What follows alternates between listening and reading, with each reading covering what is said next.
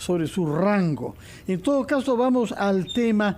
Su opinión primero, antes de hablar sobre la situación del Ministerio del Interior, sobre esta resolución suprema publicada hoy en El Peruano, permitiendo que la Fuerza Armada colabore con la policía en tareas de mantenimiento del orden interno en Lima y Callao.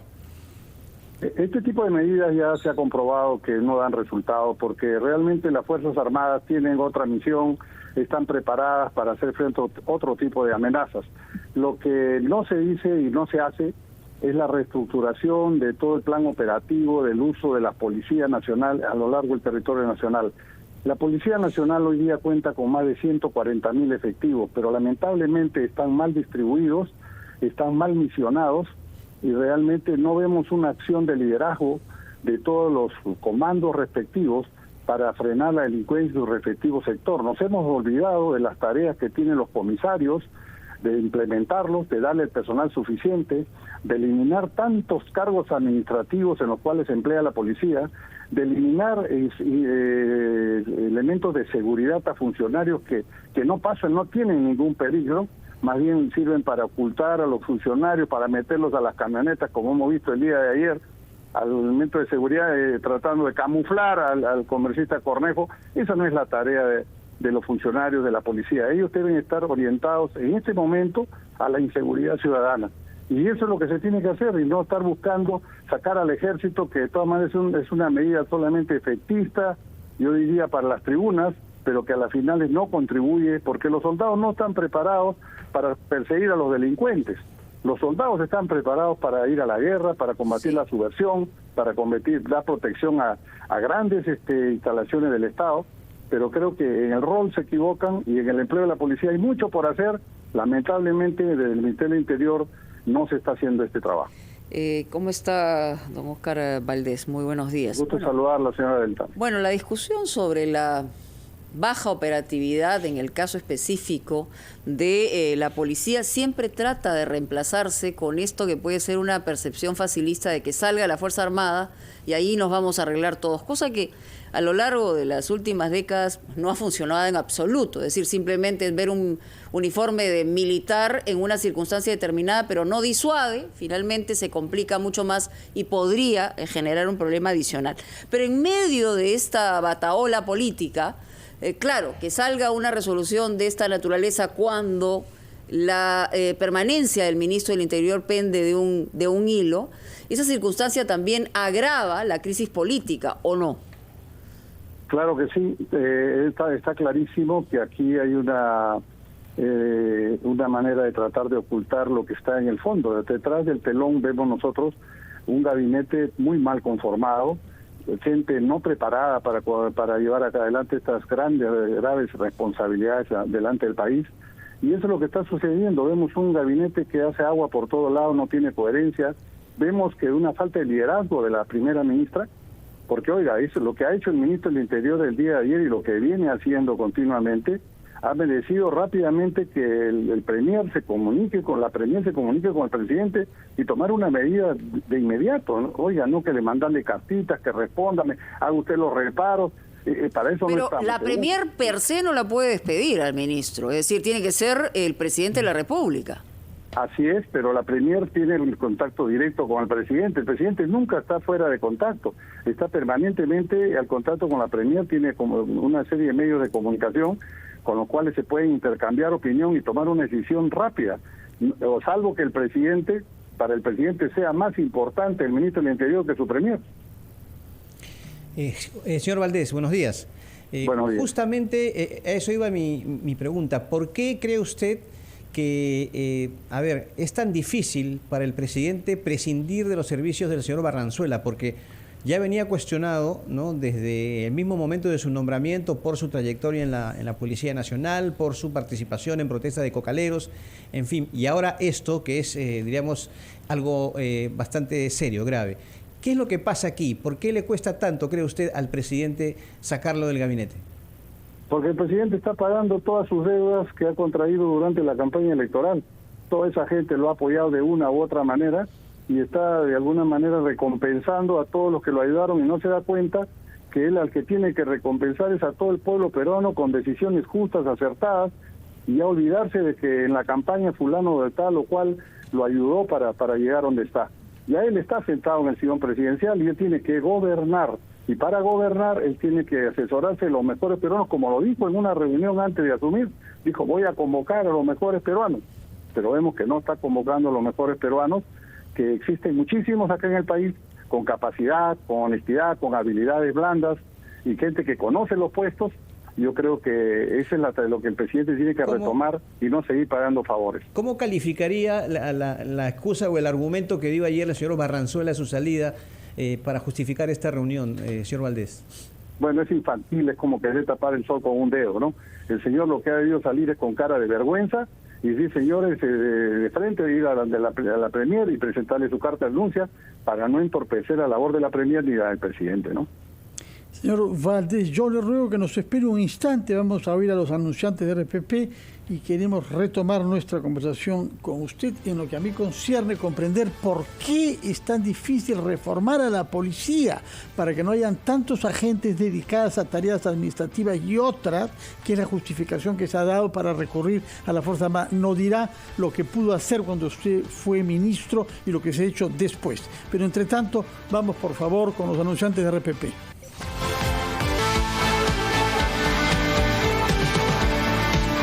Estamos conversando con el señor Óscar Valdés, que fue ministro del Interior y primer ministro, que nos ha dicho que estamos ante un ministro del Interior que miente para desacatar las disposiciones que expide su propio ministerio.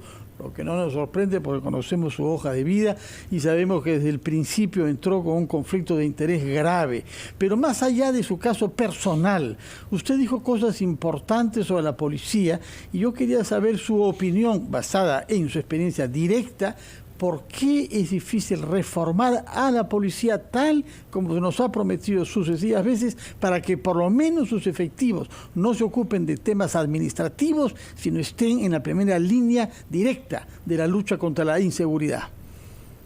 Sí, cómo no. Mire, el año de 2011 nosotros intentamos hacer una reingeniería en la policía, en la cual pasaba por modificar toda la estructura de la pirámide de los oficiales, y también una reorganización de todos los efectivos a nivel nacional, porque hay lugares en el país donde hay pocos policías y mucho más población. Y tenemos que llegar a estándares internacionales en cuanto a la cantidad de policías por miles de habitantes. La Policía Nacional hoy día cuenta con más de 140.000 efectivos, pero como todavía sigue vigente el 24/24, un policía trabaja 24 horas, descansa 24, no tenemos 140.000, sino tenemos 70.000. Si a esos 70.000 usted le quita los que están en tareas administrativas, los que están con descanso médico, vacaciones, los que dan seguridad a los funcionarios del Estado, a muchos indebidamente, oiga usted, prácticamente la policía queda diezmada y no tenemos efectivos. Por eso es que los comisarios en su respectiva jurisdicción solamente se dedican a reportar lo que ven en la zona, ¿no? Que cuántos asaltos han habido, si ha habido algún homicidio, y no están en las calles patrullando. Lo que se tiene que hacer es eliminar el 24/24 ya no debe haber ese régimen, porque eso se hizo en la época, me parece que el señor Fujimori, el señor García, cuando el policía no se le podía pagar un buen sueldo. Entonces le decía, oye, te voy a pagar este sueldo bajo, pero te vas a recursear y te vas al día siguiente a la calle a hacer seguridad en un banco, en un establecimiento comercial, y con eso te ayudas. Pero durante el gobierno del presidente Ollanta se hizo una programación para aumentar los sueldos a los policías. Hoy día un policía que recién egresa está ganando cerca de 3.000 soles. O sea, ya no se justifica que salga a buscarse el otro mitad del sueldo a la calle. Entonces se tiene que tomar el toro por las astas y se tiene que utilizar a todo el personal de la policía. Otra cosa que se tiene que hacer es exigirle al general que ve todas las operaciones de la Policía Nacional a que distribuya bien sus efectivos y los misione bien. Los comisarios toda la vida han tenido una cantidad de efectivos suficiente para rondar las calles. Hoy día no hay policías en las calles. Los comisarios ya hacen actividades administrativas. Ahora, en las comisarías hay muchos policías que se dedican a llenar expedientes. Sin embargo, en el Ministerio del Interior tenemos muchísimos empleados civiles, sobre todo en Lima y Callao, que podrían ir a hacer esa tarea, porque realmente no es para que haya tanta burocracia y que prácticamente el presupuesto del Ministerio del Interior se vaya 90 y tantos % en gasto corriente. Entonces, yo creo que hay muchas cosas por hacer todavía, pero tenemos que buscar un buen ministro del Interior, un buen comandante general de la policía que realmente misione y emplee correctamente a sus efectivos. Sí, bueno, vamos a ver cómo se pronuncia también el director de la policía, porque además hay sucesivos cambios que generan también una situación que uno no sabe exactamente a qué atenerse. Pero yo quería hacerle una pregunta puntual. Usted ha sido primer ministro si bien se ha hecho una aclaración a través de una conversación interna entre Carlos Villarreal y el señor Pedro Cateriano, que también ha sido primer ministro, en la resolución que ha salido respecto a la intervención de las Fuerzas Armadas, que tiene además fecha 29 de octubre, nos preguntamos por qué no salió al día siguiente y sale recién el día de hoy. Puede ser porque feriado largo, no lo sé, pero el gobierno no puede dejar de trabajar. Pero en esta resolución solamente están las firmas del presidente de la República, de los ministros de Defensa y del Interior. ¿Era requerimiento, según usted, la firma de la presidenta del Consejo de Ministros? Ella no está en esta resolución, ¿o no era requerimiento? Normalmente, cuando ya involucra a uno más ministros, firma el premier también, ¿no? Que este es el caso. Y al no firmar, digamos, acá hay también un mensaje político, porque la pregunta que nos hacemos todos al momento que ya públicamente la primera ministra ha dicho, en otras palabras, que es inaceptable la respuesta que ha dado el señor Barranzuela sobre el último escándalo, que queda descolocada por el propio presidente, ¿o no es su percepción? Bueno, la premier está descolocada desde el primer día, porque realmente ella no eligió a los ministros. La Constitución es muy clara que el premier participa y propone los ministros, y si no, pues el premier está de más.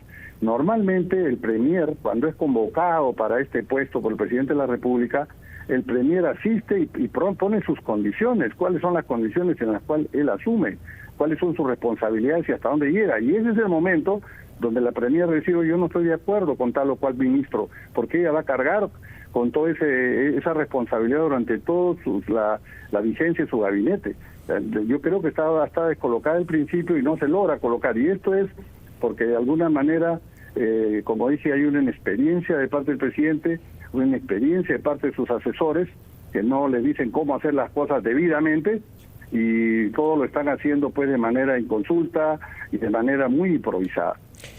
Señor Valdés, ¿el Congreso, cree usted, debe darle la confianza al gabinete Vázquez? Definitivamente no.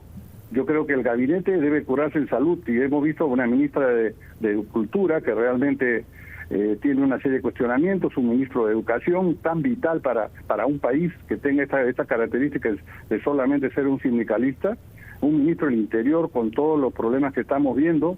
Yo creo que en ese sentido tenemos que tomar medidas. En el Ministerio de Educación no podemos tener una persona que solamente pues esté dedicada o se haya dedicado a hacer una vida sindical y no a ver el problema puntual que tenemos hoy día con la educación, porque los niños están sin ir a las escuelas.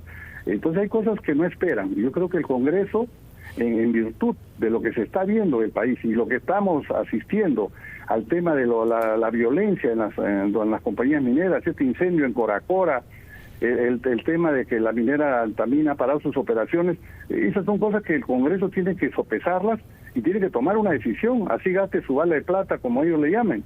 Pero creo que el país no se puede arriesgar. Y estas situaciones no son de todos los días, son situaciones muy graves que el Congreso tiene que estar a la altura de las circunstancias. Muchas gracias, señor Óscar Valdés. Tomamos nota entonces de que en estas condiciones usted es favorable a que el Congreso no le otorgue el voto de confianza al gabinete de Mirta Vázquez. Muchas gracias por sus explicaciones y muy buenos días. Vamos a hablar ahora